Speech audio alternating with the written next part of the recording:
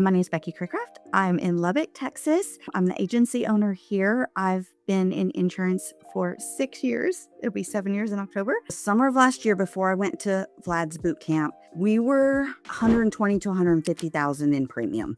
And I was happy with 150,000. I was like, yeah, if we get to 150,000, good month, team. Woohoo! Like, let's go.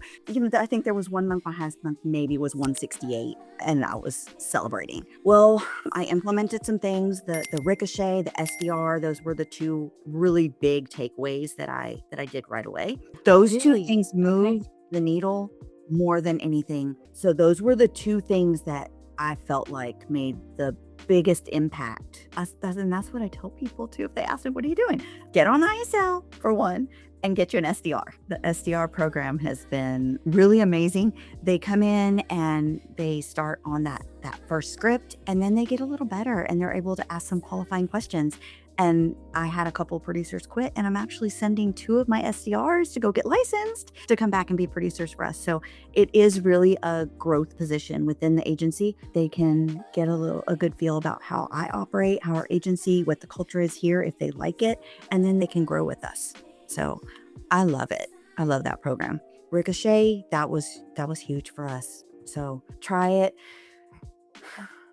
I was scared too. Ricochet had a 3-month deal that said you can get out of your contract in 3 months or whatever. And I was so scared. I didn't even cancel my current phone. I just added that one in because I was like, I don't know. It's so expensive, but it worked out. And then as soon as I saw that we were getting sales from it, and then the SDR, oh yeah, this works. That part, it's come back. Like every bit that I put in, I've seen an increase in my commissions that have exceeded that amount. So if you can swing it and just start with one thing, start with Agency Zoom.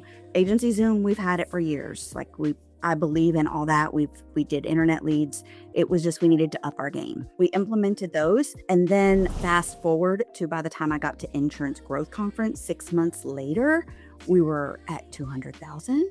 And we just finished our biggest month ever at like 236.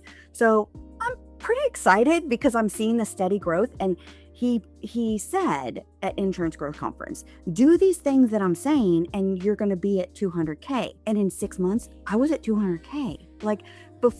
It just works. I just wanted to get up and tell everybody, y'all listen, this works. We're still in transition. My sales team lead, I'm still having her produce some because I literally fell back down to only 3 producers. This team lead situation is brand new for me. I brought one on for my service side, and I brought a team lead on for my sales side. I brought them with me to Insurance Growth Conference, and that was huge. The whole thing was just amazing, and I could see it. Their wheels were turning. I could see my one team lead. I could see her feverishly taking notes. And then when Moitz and Emily were up there talking, she just saw more. And we've been watching the role plays, but just them seeing what was going on, seeing the big picture, and they were able to come back, and they came back excited, and it really, really helped. I felt like I was drowning. I'm trying to wear all these hats, and it was too big. It had taken on a life of itself. So getting the team leads and getting some help and eliciting people and that could help me and saw the vision as well. That's been my biggest freedom. I see by looking at Vlad and some of the other agencies what can be, what's possible. I'm always learning, always trying to do better. I don't think I'll ever be satisfied. Someone asked me the other day, a really good friend of mine, she's like, Becky, when are we going to be satisfied? What number? What is your number? And I'm like, I don't know, because it was 150,000 and then it was 250,000. And right now my goal is 350. So I don't know. And there's always things to learn. And there's people like Vlad that are willing to share it. So I will always show up. The money part isn't super important to me. I put most of my money back in the agency or in the community, or I pay my staff, it's not super important to me, but it's changed. I definitely feel like there's less turnover. I feel like they're happier, and it's cool to see their goals. Like they want to buy a house, or they want to, they're getting a new car, and then see it happen. My grandkids live overseas in Thailand, and I'm able to go see them. And now we had hoped to go once every other year. We just had that trip. We'd gone 2 years ago, and then we went again. We were talking about now bumping it up to every 6 months. So Cool thing, when I went out of the country, my team was doing the role plays when I wasn't even here. So that was really cool. Like, yeah, I didn't even have to be here for it to still take place. Okay, role playing's awkward.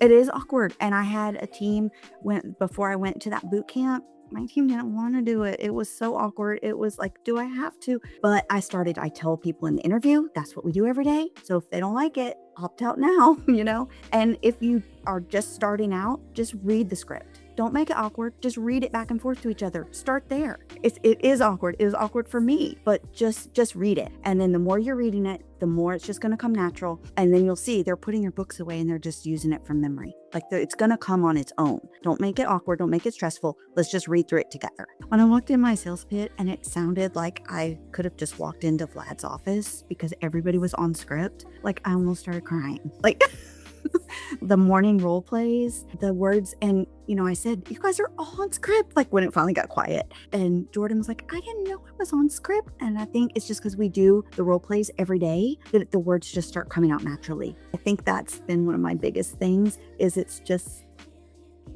like, just to see it all come, like you try so hard and you're like, I want this to happen. I want my agency to be doing the right things, but then to actually see it, it's like, wow, we did it. We did this. I'm so thankful to Vlad for sharing. Like, he doesn't have to share. He could gatekeep it and just be doing great things himself, but that's not who he is. And I love that the ISL platform is very relatable. The things in the morning role play that Zach and Rob cover, they're things that are actually happening in the agencies right now. How does that happen that just what we need to hear is what they play? The life insurance ones have helped us beyond measure. And also, crazy thing, they did a couple on umbrellas. And don't you know that next week we sold umbrellas? How does that happen? I don't think we've ever sold any. And then all of a sudden we're selling umbrella. Your team also, they hear you preaching about stuff. But then when somebody else brings it up, it's a whole different light. Just like us, they're in the trenches, they're doing it day to day, and they bring those to the forefront and like, okay, we need to talk through this because this is what's happening. And I love that. I just love it. There's someone to be in the trenches with you. You're not alone.